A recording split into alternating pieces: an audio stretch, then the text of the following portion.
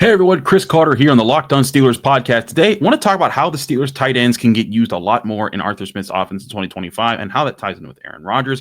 We'll also talk about Jaylen Warren and what his year two looks like. And we've been talking a lot about the 2026 draft quarterbacks. What if they don't go that direction? That more explored here on the Locked On Steelers podcast. Let's get into it.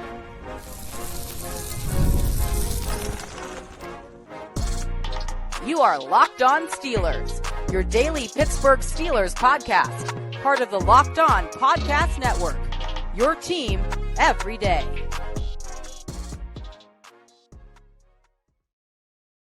Hello and welcome to the Locked On Steelers podcast. I'm your host, Chris Carter, bringing you your daily dose of all things on the Pittsburgh Steelers. As always, you can find the show on your favorite podcasting apps and on YouTube.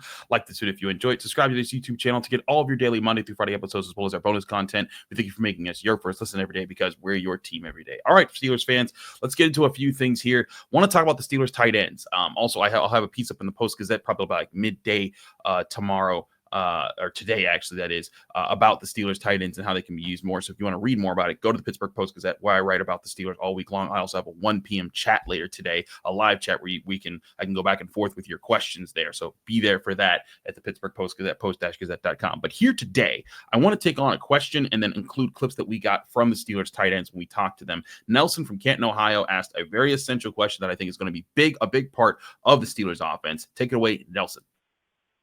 Hey, Chris, it's Nelson Houses and here from Canton, Ohio. My question for you was, do you feel like the Steelers should use Pat Freiermuth more in the offensive game?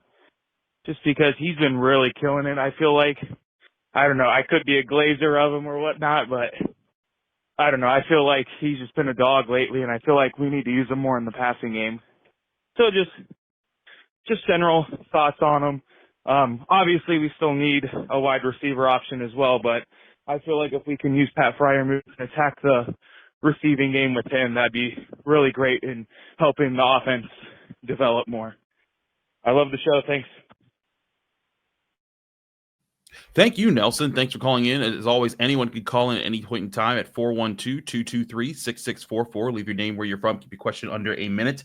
We'll try to get your question on the show. But let's address the Steelers situation. I agree that Pat Freiermuth has been underused in his time with the Pittsburgh Steelers, as has Darnell Washington. Now, last year was up there, arguably his best year. It was the second most yards that he had. His most yards came in 2022 with 732 receiving yards, but they only got 2 touchdowns that year. Most touchdowns he had came in, it was tied last year at 7. That he tied what he did as a rookie with Ben Roethlisberger, but that was when he had 497 receiving yards. In 2024, he had 653. So he tied his career record, his career best for most touchdowns, and got the second most yards of his career last year. I think he is taking a step forward. He's also appreciably becoming a better run blocker. He was a bad run blocker when he arrived at the Steelers, and he's gotten considerably better at that. But I'll also point out the Steelers need to use Darnell Washington a bit more. Last year, he only got 25 targets. The year before that, only 10 targets, and we talked with him about that too. But I'll let you hear it from the Steelers themselves and Pat Freiermuth especially. How about Aaron Rodgers and how he feels he's gonna be fitting in and how things might work out for him in this new Steelers offense. Here was Pat Freiermuth when I caught up with him at the start of Steelers minicamp. Pat, saw you on Cam's podcast this morning talking about the film study that you did on Aaron Rodgers. What are some more of the things that you just think that he's going to bring right away that you guys can adapt into your offense? Yeah, obviously the leadership. Obviously him being in the league for 20 years plus years. He's a 4-time NFL MVP for a reason, and we're just excited as an offense to get him here and start working and building that chemistry for the season. You said you guys had initial meetings with him. Had a chance to get to know him at all? Yeah, we texted a little bit. He seems like a great guy. I'm looking forward to building a relationship with him and getting ready to go. How do you go about making a good first impression with him? Just like anyone else. Talk to him, get to know him a little bit outside of football, and understand what he's looking for. On and off the field. And so, just like any other relationship, just getting to know the guy outside the helmet and then taking it in football. Pat, you're used to comings and goings in the locker room. It's a regular occurrence. Yeah. Is this one a little different? A little bit. Obviously, with Aaron Rodgers, it's Aaron Rodgers. So there's a lot of media attention, but, we're in a big market anyway. So, we're excited to, excited for the season. You could spend a lot of time with him next year. Yeah, I know. It's like the new guy every year there for me. So I'm excited to meet him and excited to get to know him and work with him. Have you guys already talked or Yeah. about anything? Yeah. We were texting this weekend. Just getting to know each other. Talking about going up to Oakmont and watching the U.S. Open and stuff. So, excited to get out in the practice field with him. This week and start building that chemistry and going into the summer and looking for times to work out with him and stuff like that. So we're excited. What do you think makes him one of the most efficient quarterbacks of all time as far as understanding the game and incorporating that? Just obviously his arm strength, his ability to place the ball where, his playmakers can make plays. And, I'm just excited to, catch footballs from him and, kind of be there for him whenever he needs it. And I'm excited to kind of be able to work the middle of the field. With quarterback being solidified, what do you feel like might be the identity of this offense? What's the ceiling? What can you guys do? Yeah, obviously, we're expecting to be, pretty explosive on offense, pretty efficient. Just like every single year, we're going to pride ourselves on our physicality, and we're going to go how the offensive line goes. So, they're a young but great group, and they got some really good playmakers in the offensive line room. So we're excited to get going. Explosive and efficient, two good words that any offense would like to have. But that's what the Steelers haven't been for the most part of the past 5-6 years. And I think that's what they're hoping to unlock with Aaron Rodgers and these tight ends, particularly in how they're used. Because let's face it, they haven't been used that much. They've been used sparingly here and there. But, Aaron Rodgers himself, he compared Darnell Washington to Mercedes Lewis, a tight end who he used to feed a lot of passes to back in his time in Green Bay. And that is the mix that I think that the Steelers want to strike is you don't have to make the entire offense go through your tight ends, but they need to be a serious weapon that all defenses need to plan for every single week. Because when they have to worry about Pat Freiermuth and Darnell Washington as consistent threats, especially when you're talking about middle of the field, moving them around, attacking in different ways, I think that's a way to try to open up the offense, because when they're focusing so much on that, it takes away from how much they can focus on DK Metcalf, on Calvin Austin, on Roman Wilson, on the run game, and on different things like screen passes. When they have to worry about so much, that's when defenses get caught up in trying to do too much, and you can start dictating the pace yourself as an offense. But they have to get it in. They have to get the ball to those guys to let them use that. Darnell Washington talked with us. I included this clip earlier when we did this. We talked to him maybe a couple weeks ago, but I'll play it again because it's real short. Just him talking about, listen to him to explain the different ways Arthur Smith's already trying to incorporate him into the offense this year, knowing that Aaron Rodgers is going to be part of it. Here was Darnell Washington during Steelers minicamp. How much different is this offense than the I feel like it changed a lot. Even formation. Yesterday they had me outside running the slant route.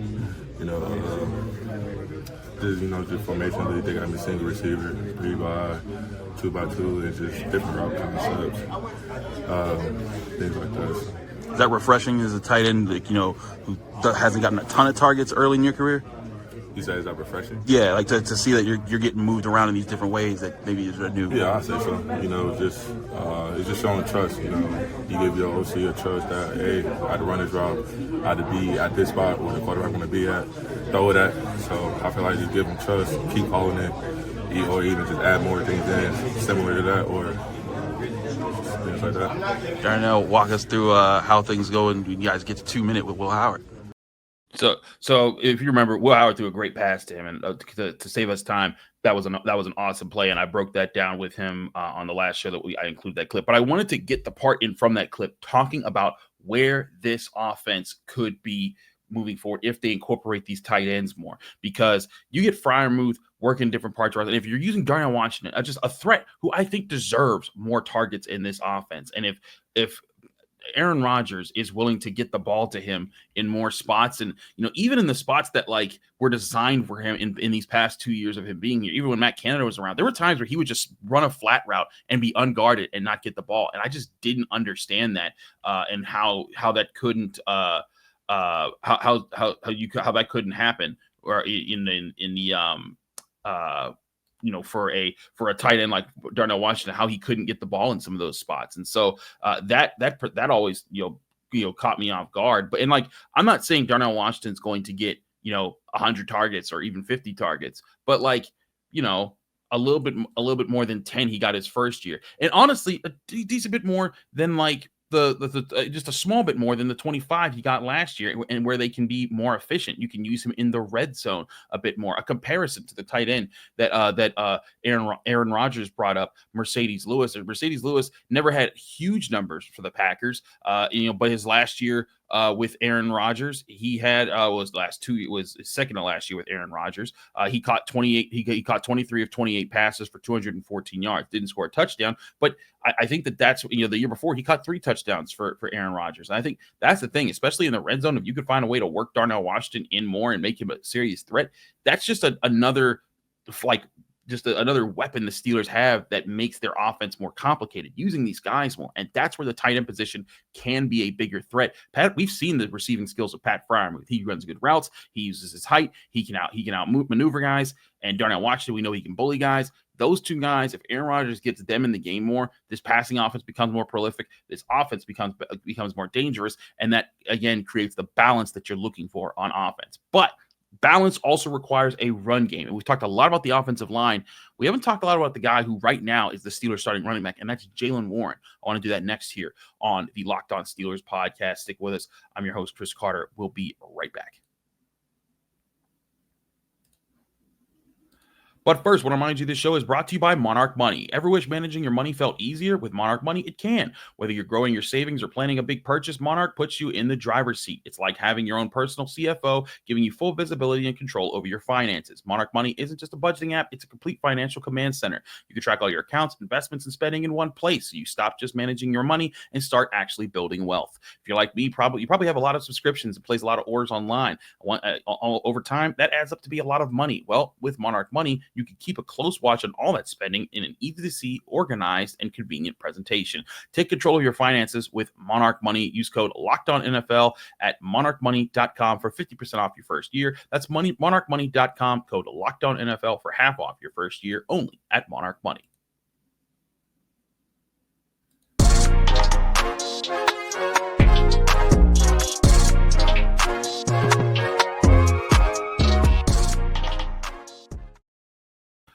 Back here on the Locked On Steelers podcast, I'm your host, Chris Carter. We continue with our show here, talking about the Pittsburgh Steelers and talking about the tight ends a little bit there. Let's keep it with the offense, though. We're going to talk running back here on Jaylen Warren,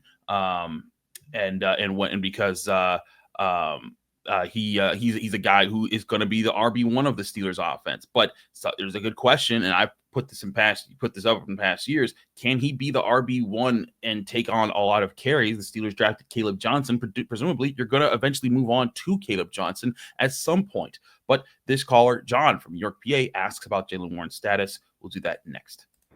Hey, Chris. John here from York, Pennsylvania. Longtime listener. Anyways, man, 2 quick questions. One is, do we think Jaylen Warren might be getting too much hype in terms of being a workhorse back? I'm just thinking Kaleb Johnson might take over pretty quickly. Jaylen Warren, I mean, no one talks about this, but he kind of averages a fumble every 68 touches. And he actually has more fumbles than he does touchdowns in his career. And yeah, that's the first question. The second question is, what do you make of just the timeline the Steelers have going on? I mean, it doesn't seem to be working out in terms of both ends of the ball. I mean, the defense wasn't great for a lot of Ben's prime years in the 2010s, and now our defense should be elite while the offense is just struggling. It's getting hard for me to see that this defense will still be elite by the time we get a franchise guy in here. So anyway, we'd love your comments on that. Thanks for what you do, man. Have a good day. Thank you, John. Appreciate you calling in with the question. Again, 412-223-6644. Leave your name, where you're from. Keep your question under a minute. We'll get your question on the show, just like we did John here. John, so to answer your question about Jaylen Warren, it's the thing that I've been wondering about in his time with the Pittsburgh Steelers. For one thing, Jaylen Warren is a good player, even a very good player. I think, there's a lot of people that I was like, hey, that said, oh, he should start over Najee Harris. My whole thing with this is like, hey, I like Jaylen Warren, but like, let's let him be the number 2 back that he kind of is right now. Now, I think he was definitely faster than Najee Harris. He was quicker than Najee Harris. I think the biggest thing he had going, the only thing he had against was he's a smaller guy. Like when you look at Jaylen Warren, he's 5'8", 215. And that's not bad size for running backs. It's just a smaller guy. And if you're trying to take on the bulk of a running game, that's a lot to ask of guys because a smaller body like that, when you're taking a lot of hits, you're gonna be asking, for that guy to then you'll have to keep piling on those hits throughout the year. And for all the things that Najee Harris didn't do well for the Steelers at times, again, I think that he was actually a pretty fine player, but he took hits and he kept moving. And even when he was injured, he played through it. That man was kind of an Iron Man for the Steelers. And he also protected the football. And that's something that I really think was undervalued in Najee Harris's time with the Steelers, was that he had, for the most part of his time here, a below average or bad offensive line. And he was still protecting the football. He was making sure the ground didn't hit the ball didn't hit the ground that often. And that's extremely valuable to what you're trying to do when you're trying to keep the offense protect the defense from extra turnovers. In his time with the Steelers, he had 5 fumbles, in 4 years, and that's 5 fumbles across, I think, what was it? 1,277 touches. So that is an insanely low fumble rate.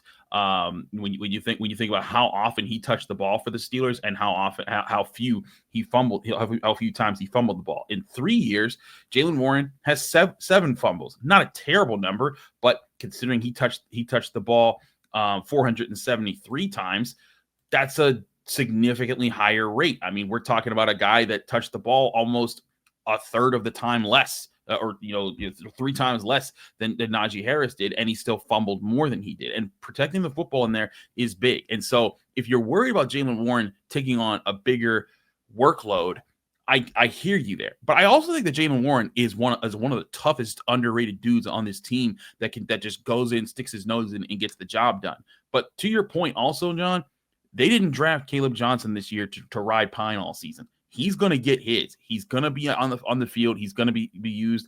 And as I broke down a few weeks ago when I talked to him at the end of Steelers OTAs, one thing that he talked about was, all through practices, he keeps the ball on him. And he tells every defender, even if they're not in the play, to try to punch the ball out from him. And he had through 2 rookie camp practices, 6 OTAs practices, and 3 mini camp practices. So 11 practices that we were available to. He never let the ball touch the ground when he was running the ball. So that ball security is going to be a big part of it. Also, different body type. Jaylen Warren, again, 5'8", 215 pounds.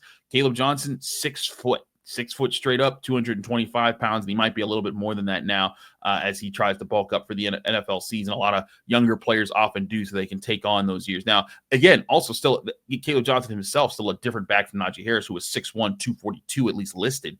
That's, again, that helped Najee Harris take all those carries, take all those hits, and keep trucking. But Kaleb Johnson, in my opinion, he is going to be the starting running back, I think, by the end of the season. But Jaylen Warren is still going to be a threat in this offense, especially because you've seen Jaylen Warren work through a lot of things, especially if this offensive line is better this year and they keep getting better throughout the year. Zach Frazier, Broderick Jones, Trey Faltano, Mason McCormick, Isaac Seumalo, if that group is able to clear up some lanes, Jaylen Warren's a guy that can take a decent lane and turn a 5-yard gain into bigger yards than that, because he has that kind of explosiveness and speed. And let me make this point clear here.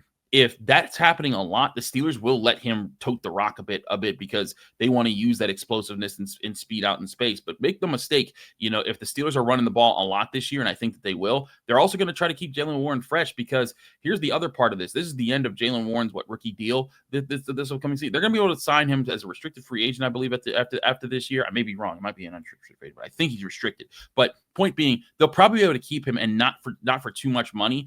And the idea that you might be able to keep pairing him now with a younger running back next year and have them be a 1-2 punch together, that to me, especially when you want to be a running offense, you need to have 2 backs that you can count on day in and day out to be able to go out and get yards, get tough yards, get big plays, and keep teams was down. And if the Steelers get that out of Jaylen Warren, that's all you really need. So will he be the bell cow? I don't think so. I think they are going to split carries with Kaleb Johnson, and they should. That's why they drafted Kaleb Johnson. But I also think that him not being the bell cow should not diminish his importance to the team. I think he's still going to be an important threat in the offense, and he's going to be a player that defenses are going to have to worry about more this season than they have before. And when he hits a few of those bigger, longer runs because he's a little bit faster and a little bit quicker, teams are going to adjust to that. And then when you're switching up with him and Kaleb Johnson and what their skill sets and how they're different in size and things, it could make for an interesting year, especially if that offensive line clicks. But again, that's why all offseason I've been telling y'all, the key to this team is not going to be just Aaron Rodgers or DK Metcalf. The real key is going to be that O-line, because if the O-line works, Rodgers is protected. He feels more comfortable holding on to the ball. He makes better reads, and makes better plays with the ball in his hands. But also, Jaylen Warren and Kaleb Johnson can take over games and start to build up their trust and confidence in the line and make better reads with the ball in their hands, get easier yards, and that sets the tone that the Steelers ultimately want, which is to be a physical football team that can run the ball on you. So I agree with you, John. I don't think Jaylen Warren's the bell cow back, but I still think he is a serious threat for the Steelers, and I also think Kaleb Johnson will be as well. That'll be an interesting tandem to watch throughout training camp. We're going to take another quick break. When we come back, a different kind of draft question. There's a lot of people that wonder, wait a minute, I'm tired of hearing about quarterbacks in next year's draft. What if they don't want to go quarterback? What if they go a different direction? I'll talk about those options next here on the Locked On Steelers podcast. I'm your host, Chris Carter. Stick with us. We'll be right back. But first, I want to remind you this show is brought to you by Rugiet. Guys, you've probably heard of Viagra or Cialis. Maybe you've even tried them. But if you're looking for something beyond the usual pill, it's time to meet Rugiet Ready. Rugiet Ready is a next-gen prescription treatment designed to amplify arousal in the brain and boost blood flow. Unlike the usual pills that can take hours, Rugiet's 3-in-1 formula dissolves under your tongue and kicks in fast, on average in 15 minutes. Effects can last up to 36 hours, so you can stay confident and in control when the moment is right.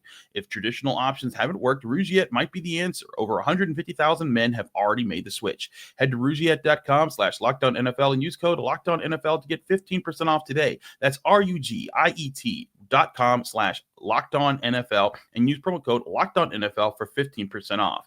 Individual results may vary with prescription treatment. Compounded drugs are permitted to be prescribed under federal law, but are not FDA approved and do not undergo FDA safety, effectiveness, and manufacturing review.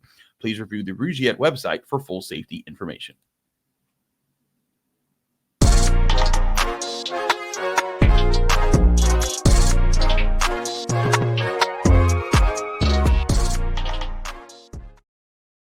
Back here in the Locked On Steelers podcast, I'm your host, Chris Carter. We continue with our show here today. We take another call in the Locked On Steelers call-in line. By the way, that's 412-223-6644. Leave your name, where you're from. Keep your question under a minute. I kid you not, when even after the calls I have today, I have over 60 calls that I have left unanswered that I'm trying to work through. So we are trying to get as many of you all in as possible. That's why I include so many a show during this time of the season when I don't have fresh interviews to air all the time. And people that are in like fresh points off of games to break down. So keep bringing them in, keep calling them in. It is much appreciated when we get new calls and we try to work them in and work out different topics. But let's get to this next call. This one comes from Scott in Cary, Ohio. Scott, take it away. Hey, this is Scott from Cary, Ohio.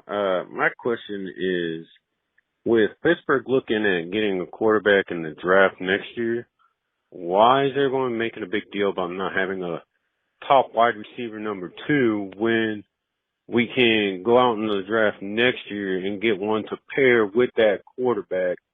And depending on who that quarterback that we draft, possibly get that number 1 receiver with that team, like you've seen in the past with Jalen Hurts and his receivers and Joe Burrow getting Jamar Chase right off the rip. So just a question. Thank you.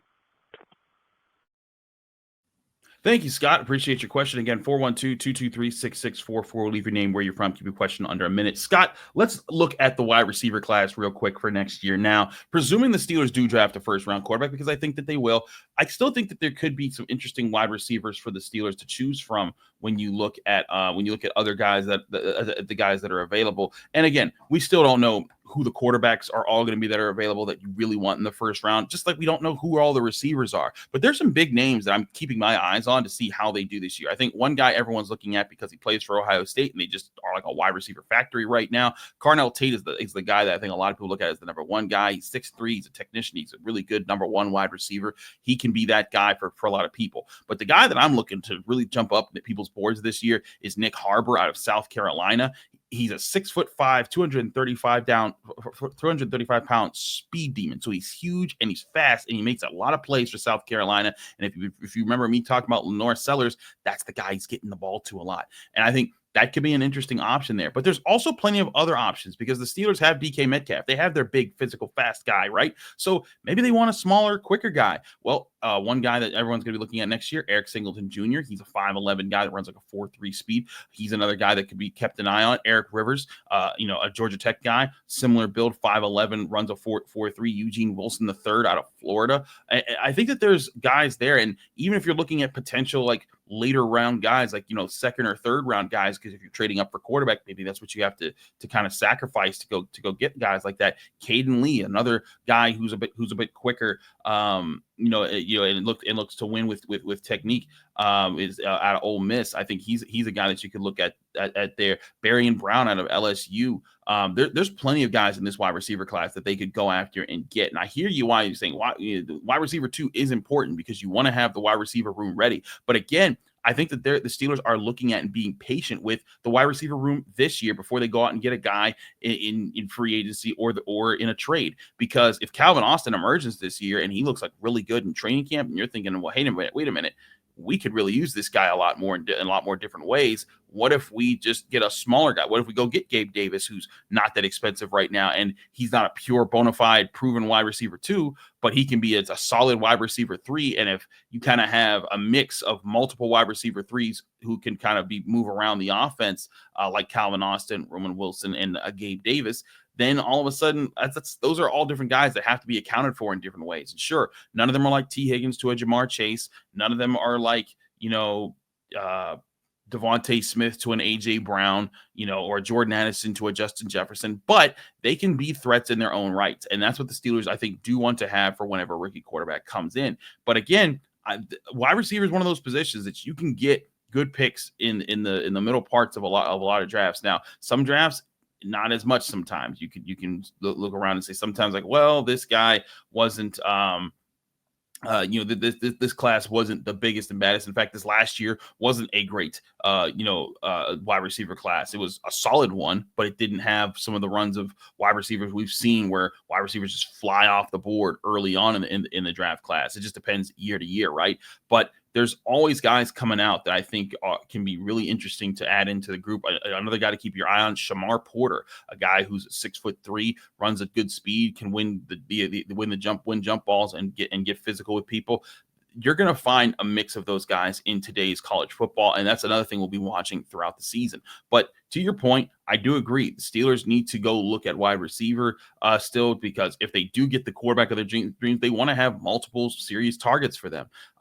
But again, let's say that this year goes well for Austin or Wilson. Maybe wide receivers push back a little bit, but maybe you still address it in the draft this year so that you can get them. So I think that's going to be one of the bigger things to watch, is how the Steelers approach wide receiver for the rest of this year, because let's say they do trade for a big name at wide receiver. And again, not saying this will happen. I'm just using this because I don't know who all will end up being available at certain times. But let's say a Terry McLaurin-like player or just a big name wide receiver does come to the Steelers who's going to cost them money in the salary cap. If that guy comes to the Steelers, you're not looking at that draft pick in 2026. You're probably moving that draft pick to wherever didn't work on the roster this year. Like maybe you think, oh, well, we need to get another defensive lineman to work with Benton and Harmon for the future. Oh, well, maybe we need, maybe Corey Trice got hurt again this year, and you need to get another cornerback to pair with Joey Porter Jr. in the future, something along those lines. But there's plenty of other things out there that the Steelers could be looking at. But wide receiver definitely is still something that they're working on trying to get better at. And I wouldn't be shocked if they ended up picking one in this upcoming draft class that looks like there could be some interesting athletic profiles to choose from. That's all for us here on the Locked On Steelers podcast. I'm your host, Chris Carter. Tune into us every day on your favorite podcasting apps and on YouTube. Like this video if you enjoy it. Subscribe to this channel to get all of our Monday through Friday episodes. Remember, you can follow me, Chris Carter, on your favorite podcasting, on your favorite social media apps, whether it's Twitter, Instagram, TikTok, Blue Sky, whatever it is. At Carter Critiques is always my handle. And again, you can find this show on your favorite podcasting apps and on YouTube. Like this video if you enjoy it. Subscribe to this channel to get all of our Monday through Friday episodes. Back here tomorrow, finishing out the week right here on the Locked On Steelers podcast.